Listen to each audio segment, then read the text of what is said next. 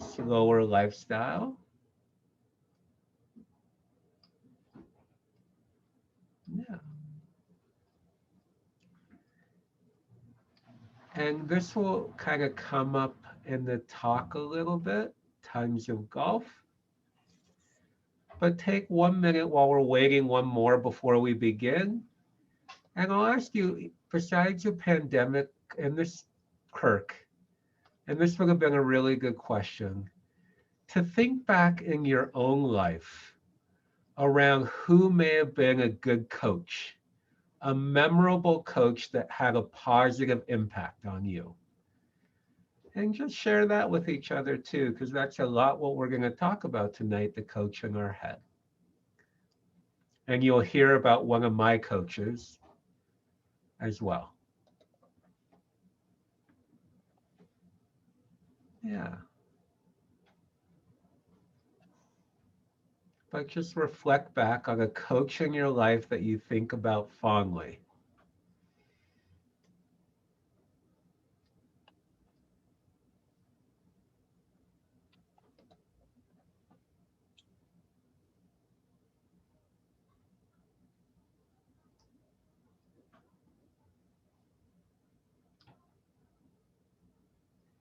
Yeah.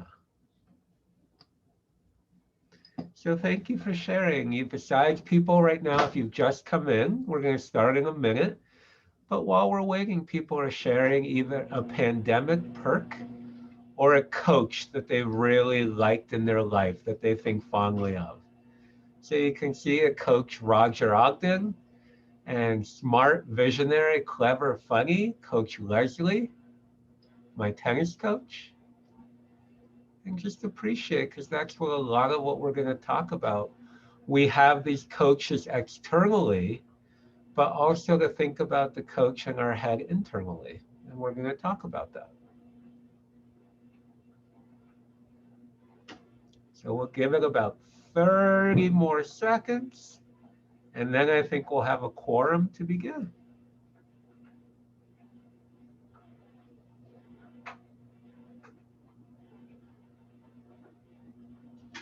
Yeah. A soccer coach, Coach Mike, Coach Ann, golf coach, and that positivity, which we're going to talk about, I hear kind of from Coach Ann.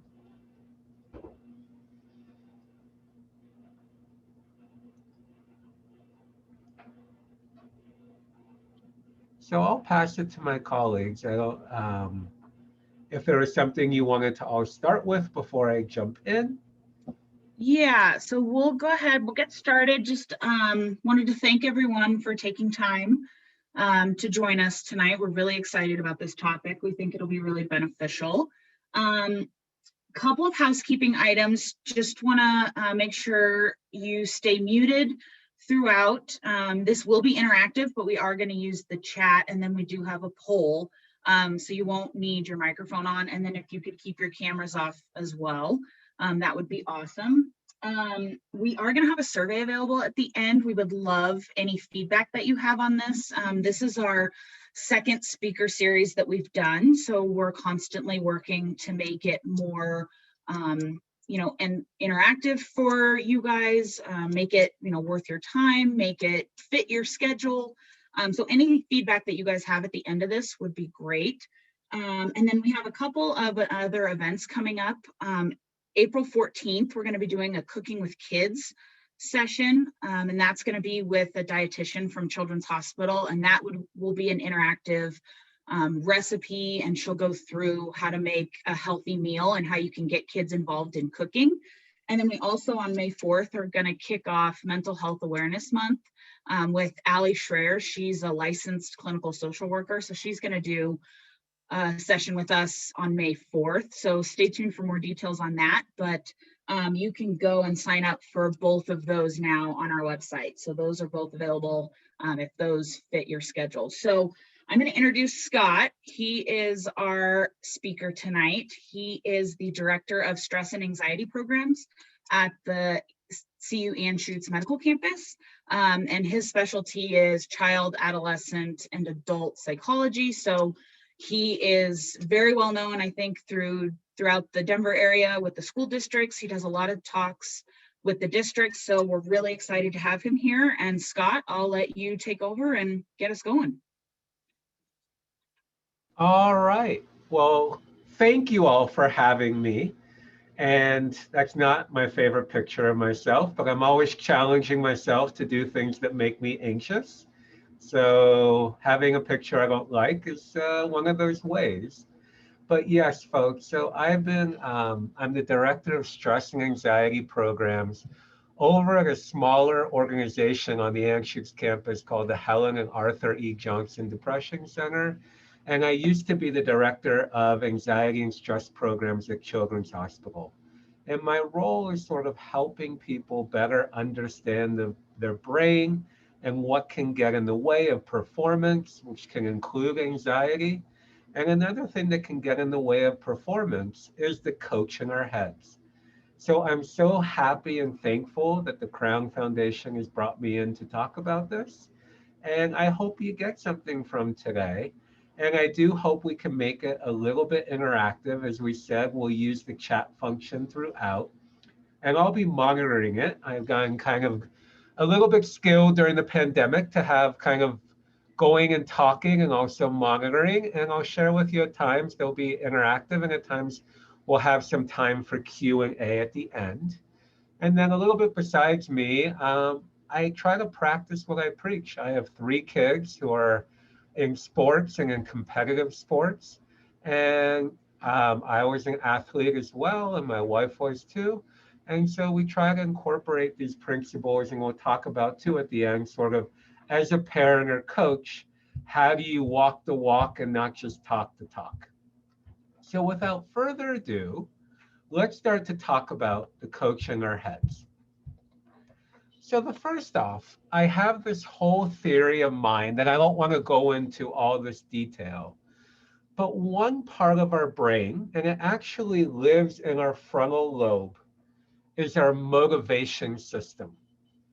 And so whenever you slow down and you set a goal for yourself, whatever that goal might be, whoever's in the room right now, when you sit down and slow down, which can be a part of therapy, and reflect, you are engaging this part of your brain, that's your frontal lobe, that I like to call your smart brain. So even take a minute and think about the next month. Think about a goal you might have for yourself. And to slow it down and really take a moment and think about it. And if you got it, share it in the chat if you don't mind, a goal for you have for yourself, because this will kind of apply to the coach. And so think about it. I'm going to share a goal out loud. Um, my goal, let's see, I will make it an athletic goal. Right now, I've been running throughout the pandemic, and I am running a 10-minute 30 miles.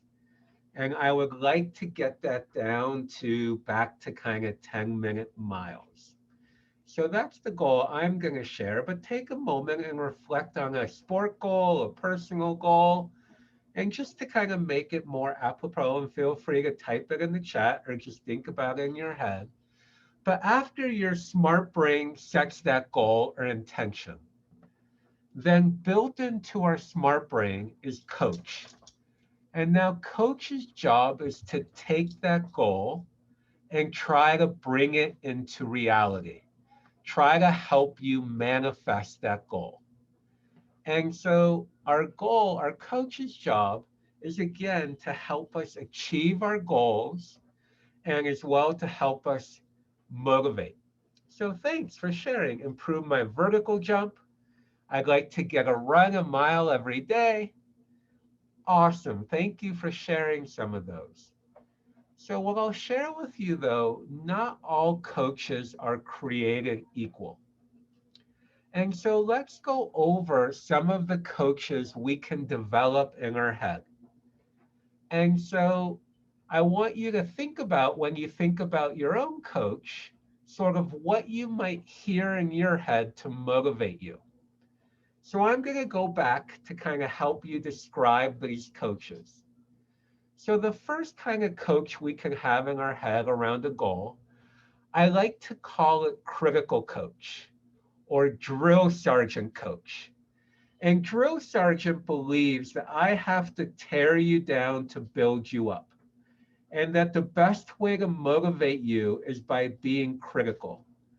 And so if you think of some of those coaches that we grew up with, like Bobby Knight, or some of those, there was a great, it's gonna bother me. If anyone remembers, there was a movie about a drummer, Whiplash, that had a really critical coach.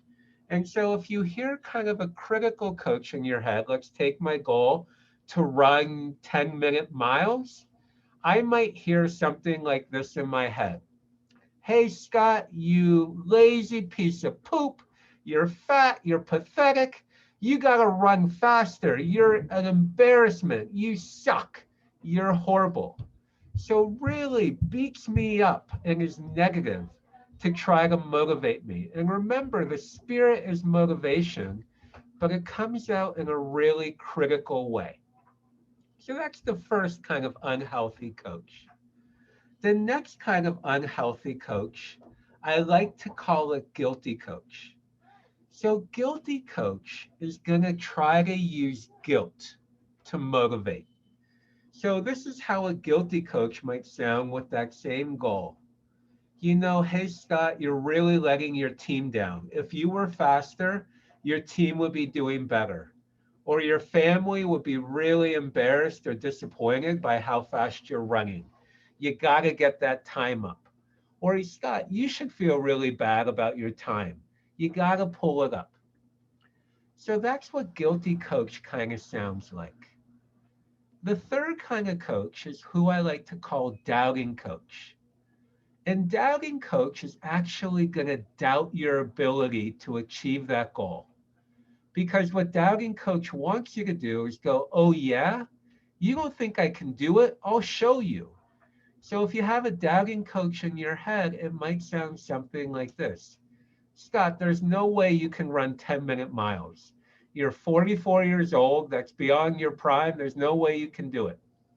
And remember, what it wants me to do is go, oh, yeah, you don't think I can do it? I can show you.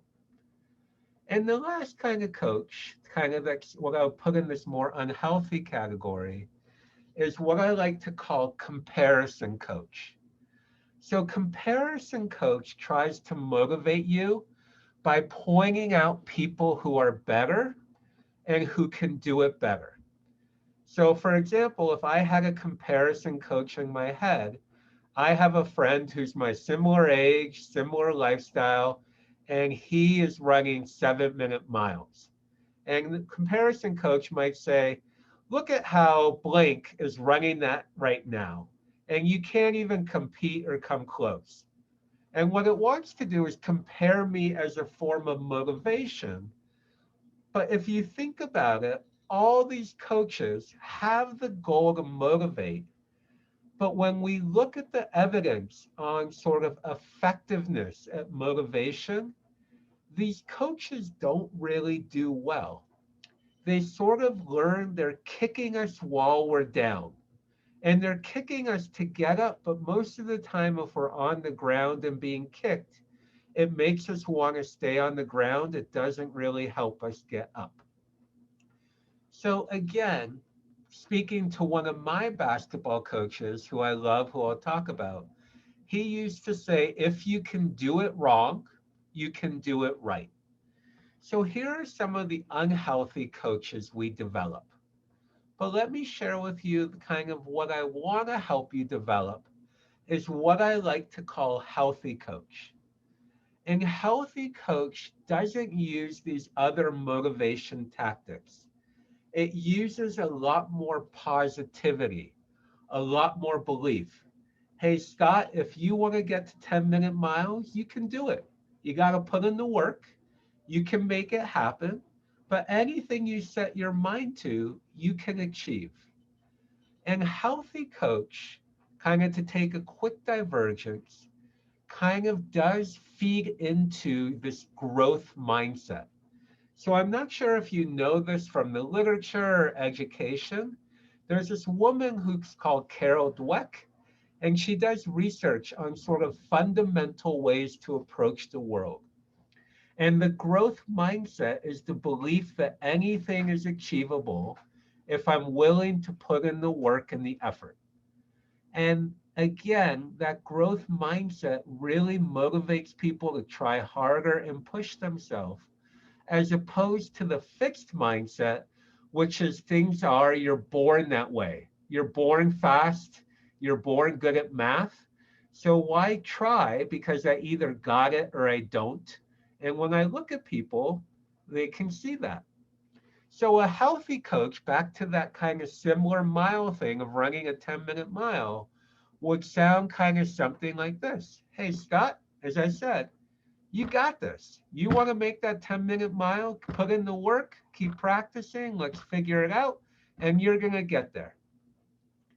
So these are all the kinds of coaches that we have. So we're going to play a quick little game to make sure you got it. And here's the scenario I want you to picture. You're on the free throw line of a tie basketball game.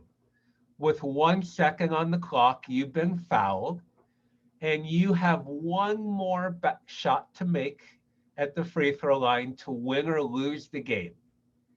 So let's make sure you got it. Kind of remember what coach would be saying this to you if this is the coach in your head about that last shot.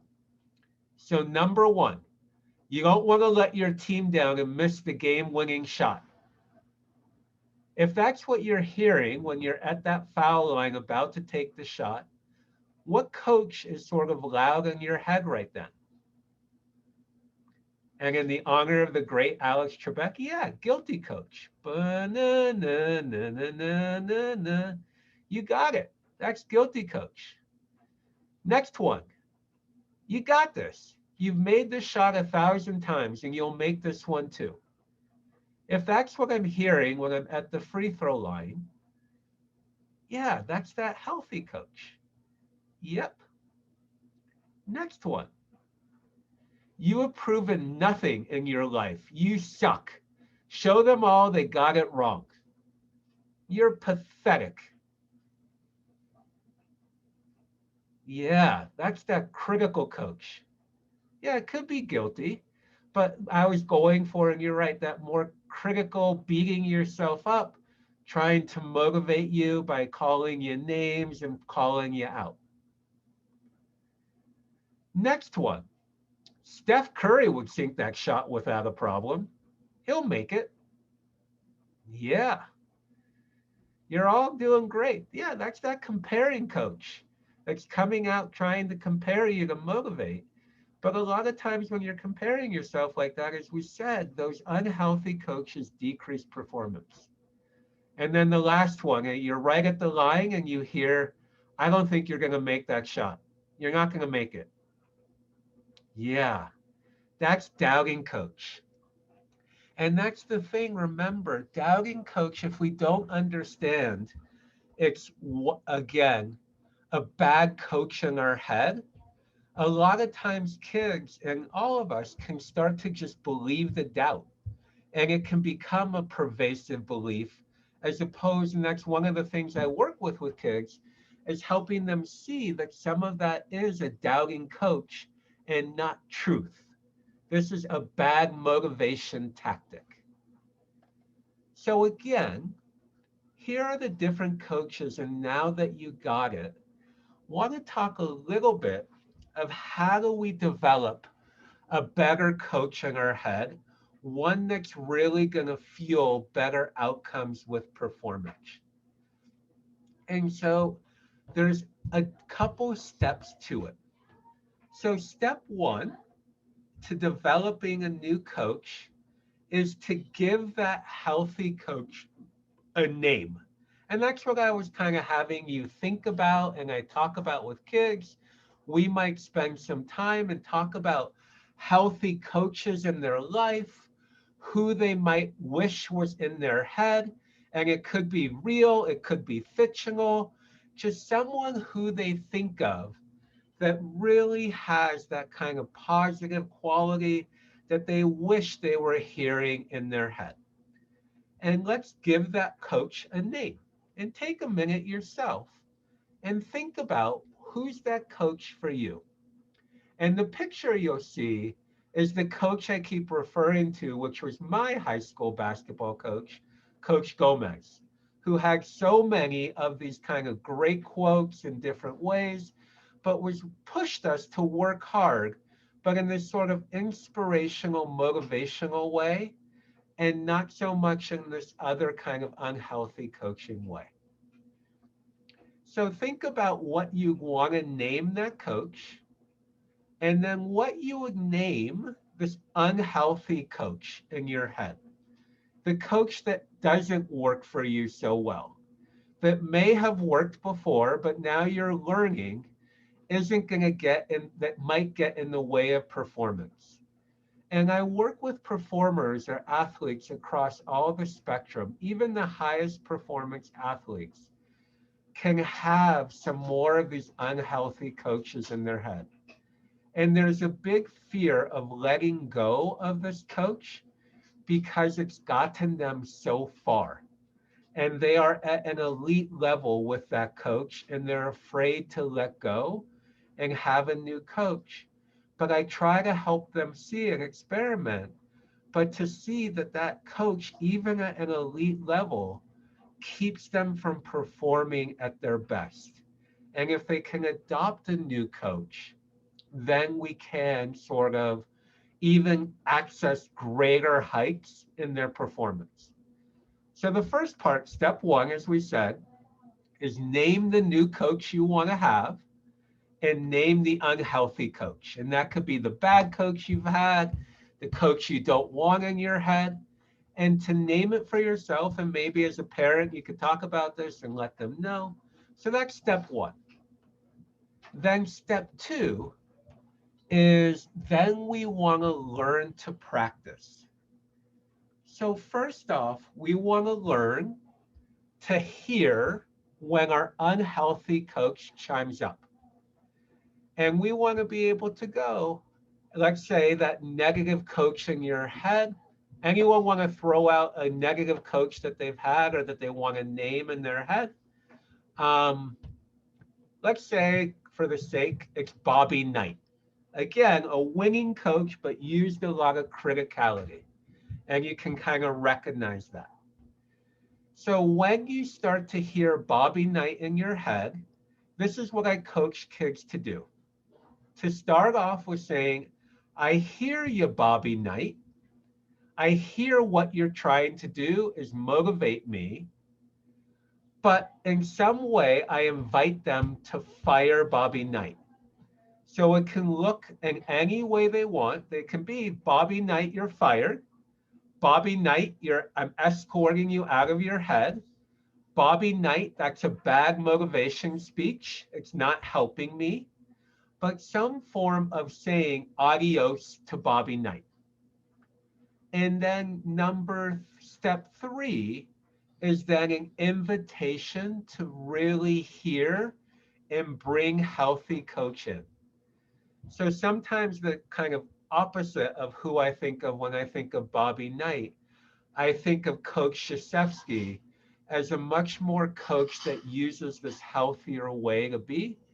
So what this might look like is, hey, Bobby, you're fired. That's not helping me play harder. And here's what Coach K might tell me about making that shot. Coach K would say, I got to keep working, but I'll make it. I can do this. I got this. So the third part is the invitation to say the healthy thing, to bring the healthy part of me.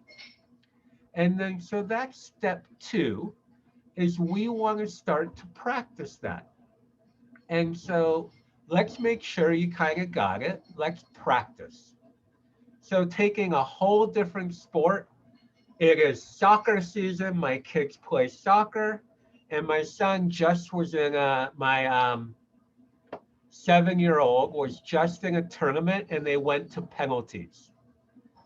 So I want you to practice what I'm kind of saying, hearing unhealthy coach, I'll be unhealthy coach, firing me, and then saying the more healthier thought in your head.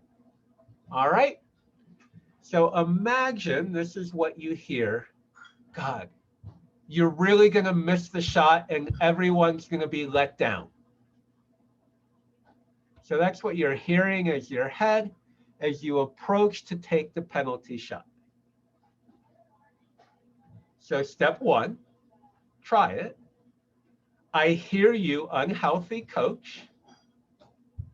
That was a bad motivation speech and it got out of order. I hear you. You're fired. You're not welcome in my head. But here's what healthy coach is saying. I've been hitting top corner every game, every practice. This is just another top corner moment. So that's what that would look like. And if you want your kids to kind of achieve a healthier coach, I would encourage you to practice with them.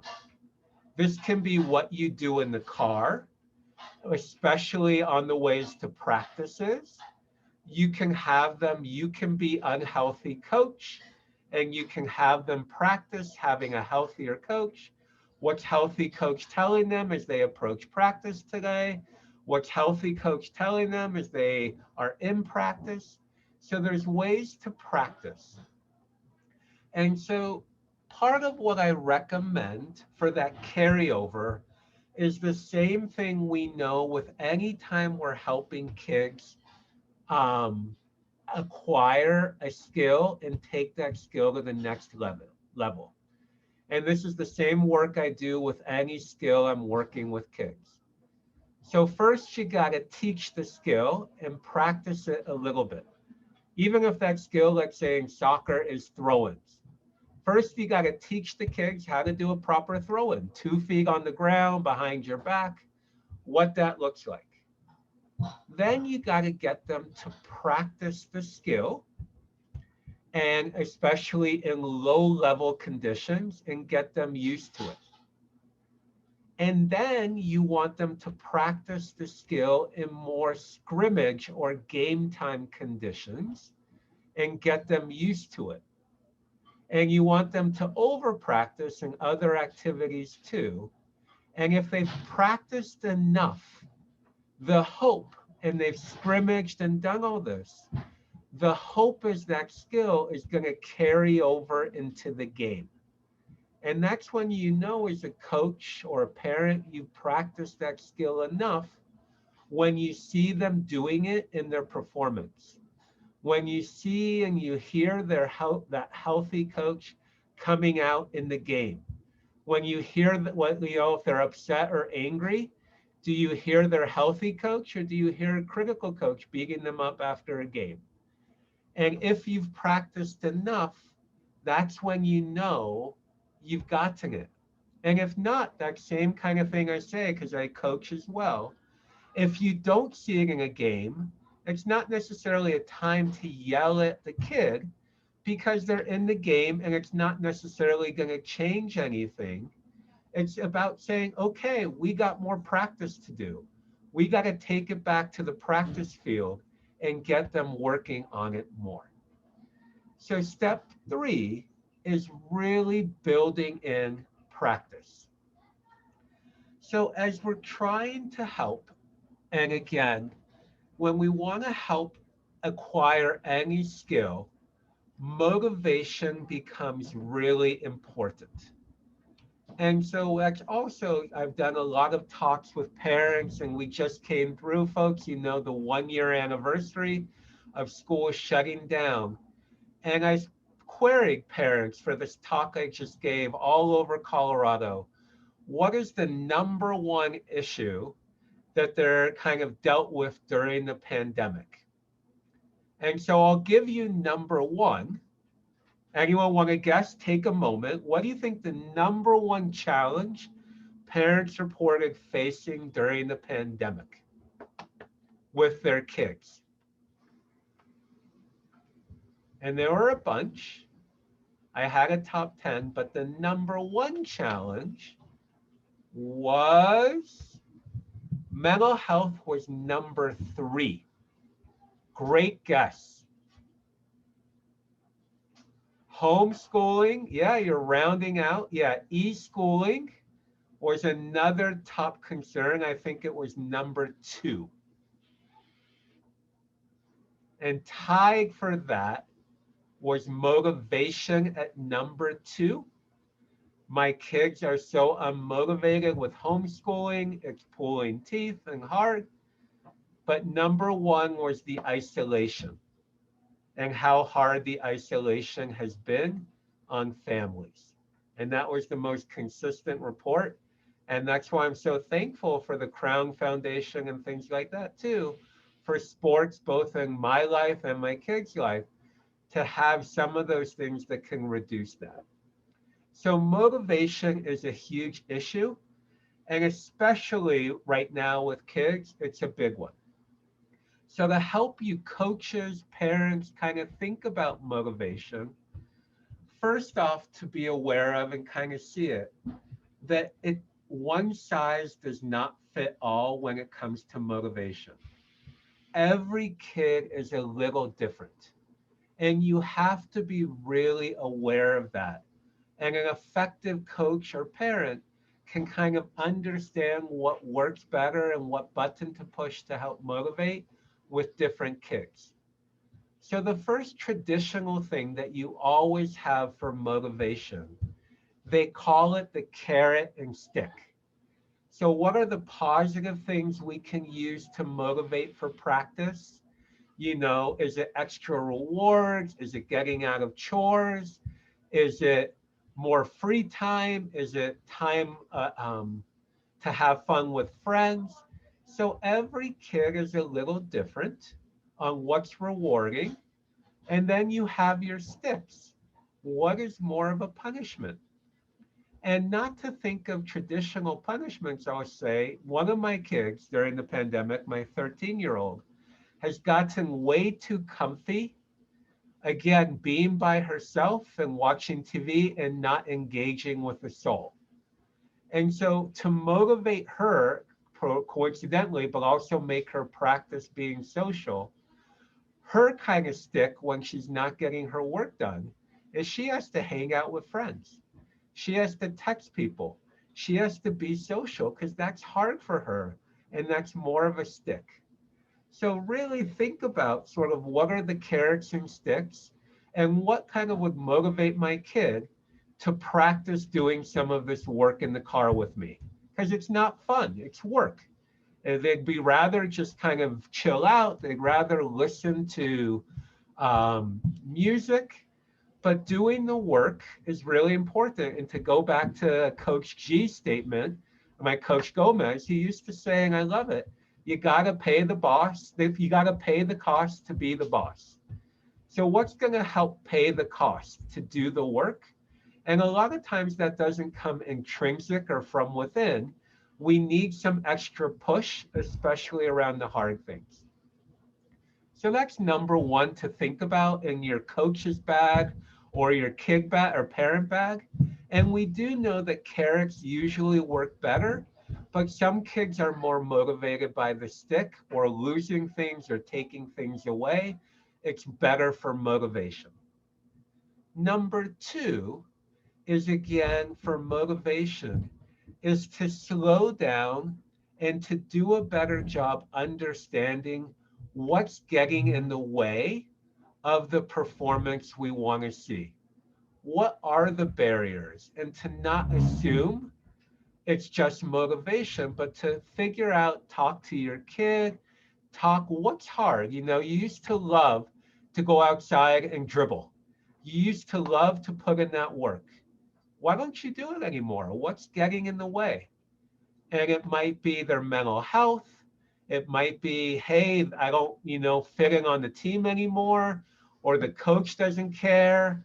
And so to slow down and try to figure out what is getting in the way of something they used to do, and then to construct a solution that addresses the barrier and works through the barrier rather than assuming as a coach or a parent, you know what that barrier is.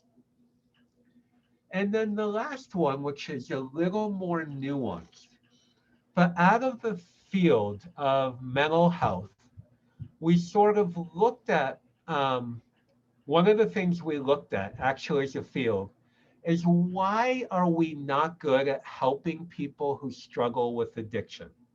Why are we as a field not good at that? And what we realized, and what these two researchers realized, and it's a great book that it's called Motivational Interviewing. But what they talked about is that we all go through a natural change process when we want to change something. And what they share is that mental health providers, parents, coaches, we all assume that when a kid shows up, that they want to change, that they want to be the best athlete or performer that they can be. But that's an assumption. And what they talked about is sort of that we go through a natural process. And if we don't think there's a problem, if we don't think our coach in our head is a problem, you're not going to change it. And you might start kind of thinking, oh, maybe I'll start working on my coach when I'm not playing well in games, when I'm missing shots, when I'm not motivated and my performance goes down.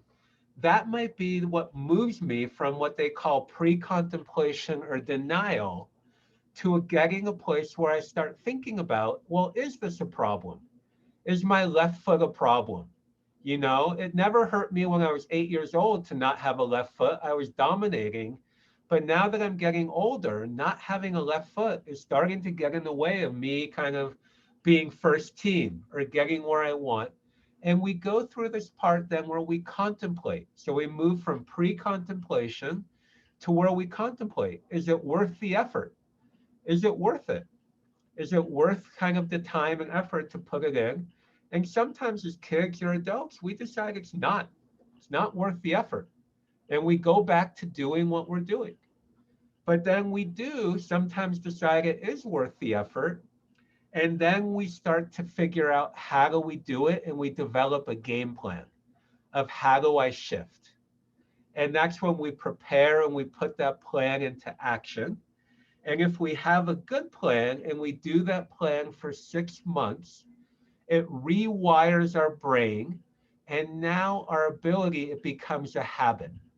So if we work on our left foot for those 6 months every day, and it's harder in the beginning, it gets easier and easier. After about 6 months, and we start to see it translate, it comes into the game. So part of the way to help is to slow down and recognize what stage of change, where is my kid at, where is my athlete at around this behavior. And what they talk about in the motivation literature is the key to helping kids be more open to change is helping them think about their larger goals, not your goals for them, their goals for themselves, to think about those goals and think about how does what I'm doing now or what I'm not doing get in the way of those goals. So if that kid, my kids want to play professional soccer, them not having a left foot might get in the way of that. So that's what we call the hook, is reminding them, hey, in a healthy way, if that's something you really want, this is then something we have to work on to help you get there. So it's aligning with their own goals and helping them see how this work can get them there. So these are all different kinds of ways to approach motivation. And another way to help improve motivation and performance. And I think this is so important now more than ever during the pandemic, is to help people feel valued. When people don't feel valued on a team, in a family, in a role, they start to pull away and give up. They lose some of that motivation. And so, how do we, in different roles as coaches, as parents, how do we help our kids and ourselves or our family feel some of that value? So, let's look at the research. And there's some different good research to point to. So, the first research I want to talk about is a person named Gary Chapman. And Gary Chapman talked about love languages, but he's also adapted this to talk about the workplace, and it can easily extend to sports. That there are different ways people on a team, a family feel valued, and here they are. There can be words, so verbal praise as a coach, as a parent. You're amazing, you're awesome, you're going to be a champion one day. It could be actions, doing things for that player, for that person on your team. You know, you had a rough day, you can sit this drill out, or you had a rough day, just noticing, I'm going to do the dishes tonight, or whatever that might be. Those are actions. That's harder as a coach, touch, but as a parent, you know, hugs or a spouse, touch, giving hugs, back scratches, cuddling, and then another one is quality time, taking time. And then another one are thoughtful gifts, like a little gift, like, hey, you learned this skill. I made you a little something. I did something. So what they talk about that kind of happens that we naturally give and speak our language to others as opposed to looking for the language that works. So if I value touch and that's what I need, that's what I'm trying to give in my family. That's what I'm trying to share when I want to help my kids feel valued. But instead of doing that, learning to recognize and figure out what is their language and to help them feel valued, to speak it. You know, that might be giving them more playing time or whatever that be, figuring out what helps them stay motivated and valued and letting that happen. So take a minute to think about that yourself and just slow down to make sure you got it. Think about what is your primary love language that helps you feel valued and cared for, especially in your family, and just type it in. What is your primary? And usually, what Chapman talks about is that there's usually one or two that speak louder. They're all good, but usually one or two really hit home, and one or two are the ones we try to give. So I'll play in honor of Pat. I'm blanking on our Jeopardy host. Da, na, na, na, na, na, na, na.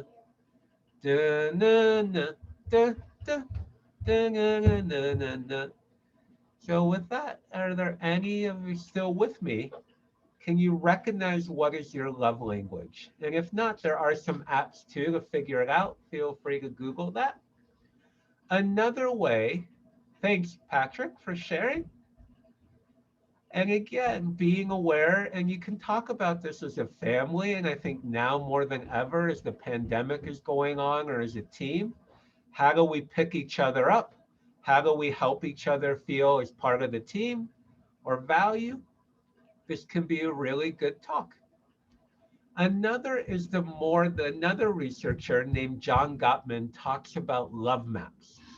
And the more we know about and take the time to know each other, to slow down, to know our players or our kids' likes at this time, dislikes, their dreams, their fears, their hopes, what's their favorite breakfast.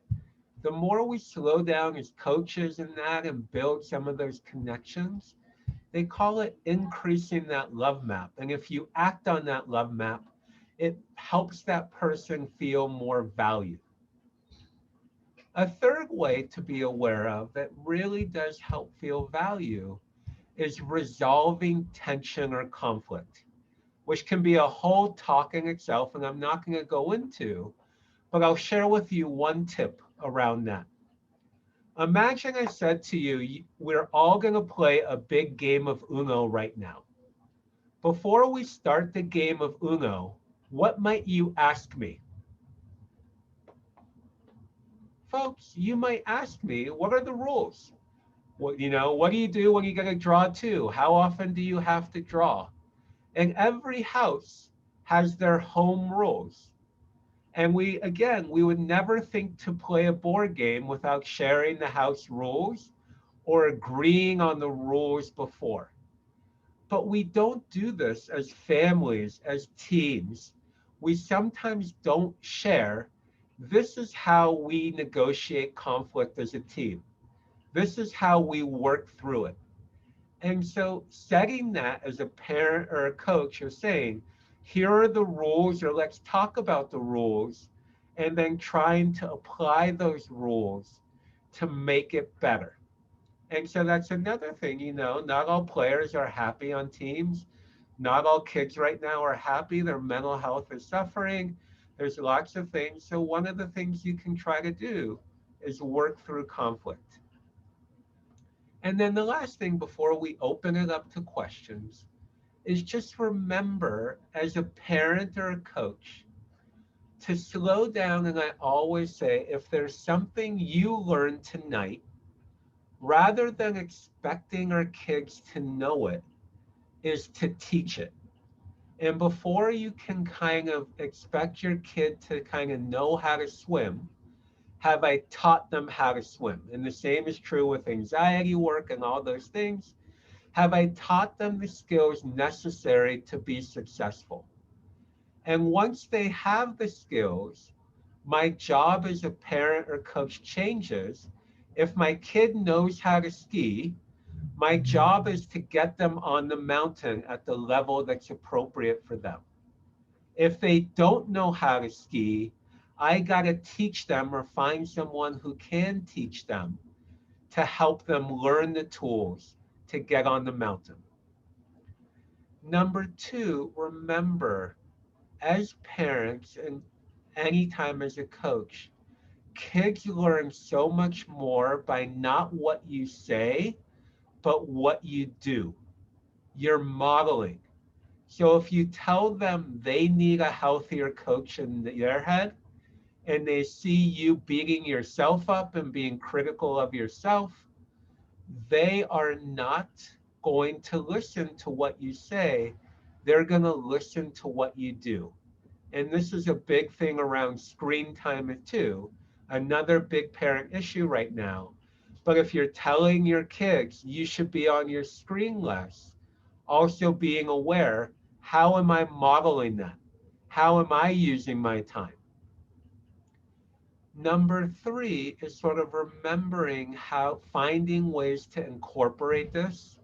And I would encourage you to use the car time, drive times to and from practices to talk, to build that kind of connection, as we said, or to practice some skills that might translate into the game and working on the mental approaches and their coach in their head.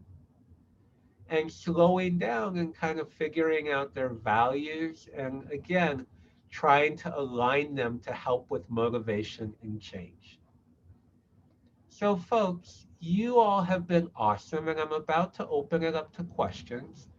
But there's one thing I'm going to ask you to do to hopefully know that this talk was worthwhile. And I call it the Stoplight Model. So I just want you to slow down, and you heard a lot of information tonight about coaches and different things and some overall parenting strategies. But think about, I call a red light, something I might stop doing based on what I heard tonight, that I might change in either the way I coach, the way I either parent, or in my own head. Maybe in a yellow is something you're going to keep doing. Pat yourself on the back. Oh, it was nice to hear from a professional. That's what I do. And I'm glad, and I'm going to keep doing that in my role. Or maybe something I'm going to start doing based on today. I'm going to start talking about our coach. I'm going to help my kids figure it out. I'm going to try to help them have a healthy coach from the start. So that's my last request to you is not, you don't need to share it all, but there's a lot of you here. And just so I know some learning occurred and this was helpful, if you would be so kind to use the chat and either share one red or one yellow or one green, either personally or yourself as parent or coach. And then I'm going to open it up to questions. So again, either a red, a yellow, or a green. Oh.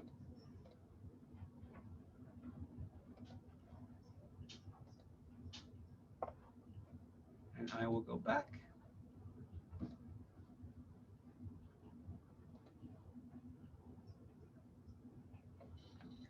So thanks for sharing. I'm going to try, one person shared, I'm going to try to work on my own unhealthy coach in my mind.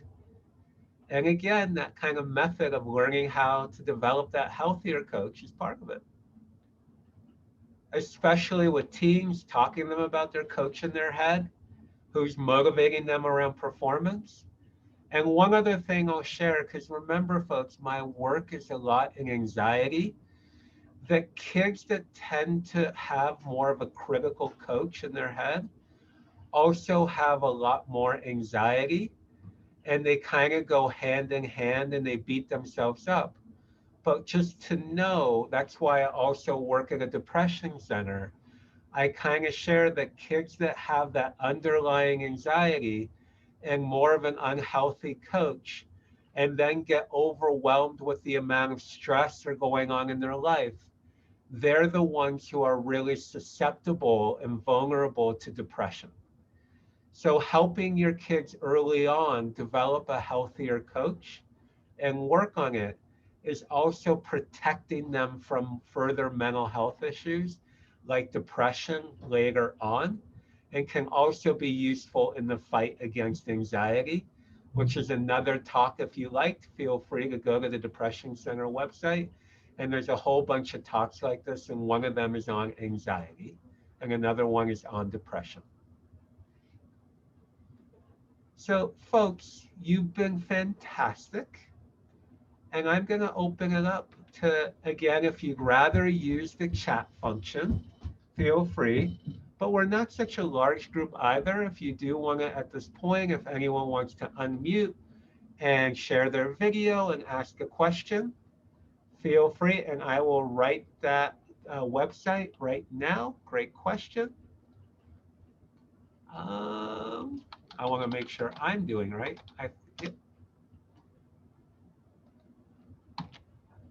And just a quick plug, we have another talk overall for coaches that I was really thankful that the Crown Foundation has shared with you all, a little more about coaching and wellness, which is something we also do.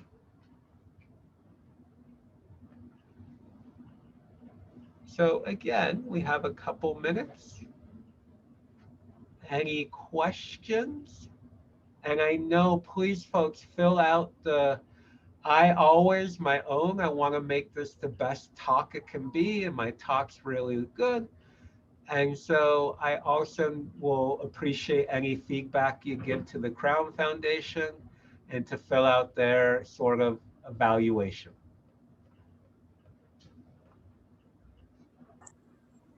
Scott, I think Quentin had a question. It said, what should you do if you have a coach that seems to exercise unhealthy coaching more than healthy coaching skills? Great question. And I think it's the level of the organization. And I might first, what I would probably do is I would first just talk to my kid about that. And I would say we want to respect coach, but coach necessarily doesn't know how to best motivate you. So let's practice, even if coach is doing it this way, how can we help you still hear a healthier coach? And I might kind of approach coach and sort of, if depending on the organization and the openness, I might ask coach sort of, where did they learn that this sort of, how did they learn this kind of coaching style? And are they aware if this really is the best methodology to improve performance with their kids? And maybe even cue them into this talk, or even just ask them just to kind of slow down and reflect on their own style of coaching. And some might, again, back to motivational interviewing, some might be more open to it than others. Others might say, I'm the coach and I got here and I know everything. And some might be more open to kind of thinking about it and reflecting on it. But it really is a hard thing. And sometimes, you know, it might be going over and kind of talking on a larger level to the organization and kind of sharing with the organization, hey, are you really at this time using best practices and arming your coaches with the best practices for helping get the most out of their players? So those might be some strategies, but it can be really hard. And I also say to my kids too, you know, it's good to learn to see different kinds of coaches, to know also what coach you don't want to have in your head. And even if that's your coach this year, it can be good practice.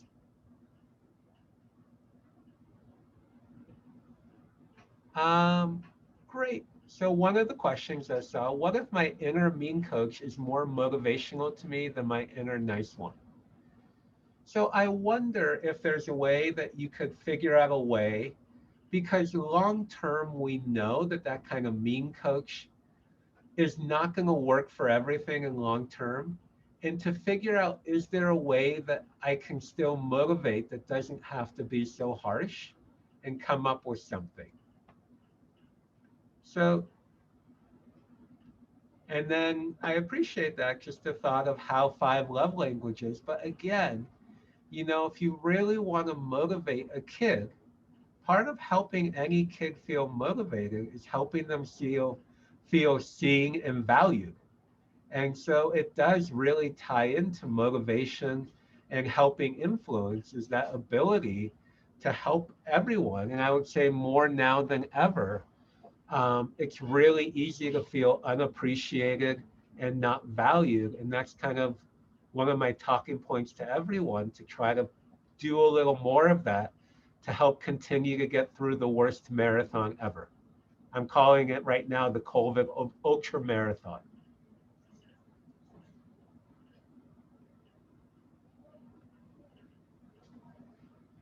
So folks, you all have been great, and I want to honor your time.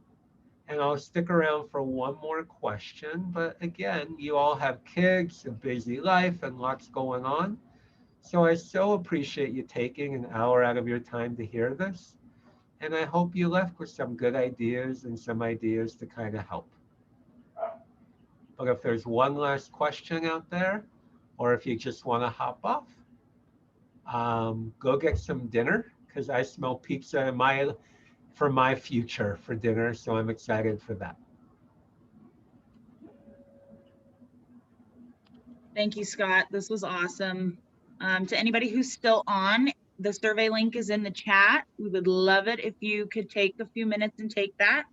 We'll also send out an email after this talk, and this will be available on our website if you want to watch it again. So we will post that for everybody. But thanks, Scott. This was great. Very valuable. Thank you all, and I hope you have a great rest of your evening, and stay warm and dry out there, folks. Bye-bye.